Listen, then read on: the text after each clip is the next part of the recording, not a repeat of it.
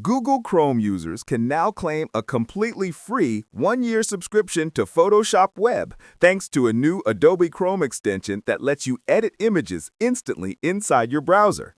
With this tool, you can right-click any image online, send it straight into Photoshop Web, and make quick edits like background removal, color and brightness adjustments, preset crops for social media, and fast exports without downloading or switching apps.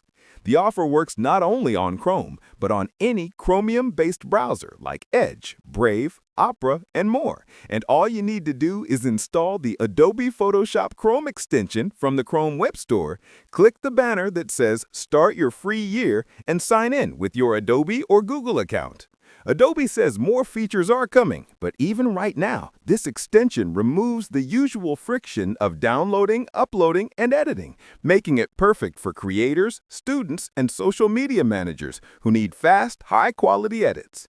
The offer ends on December 8th, 2025, so grab the extension, activate your free year, and start editing directly from your browser before the deadline.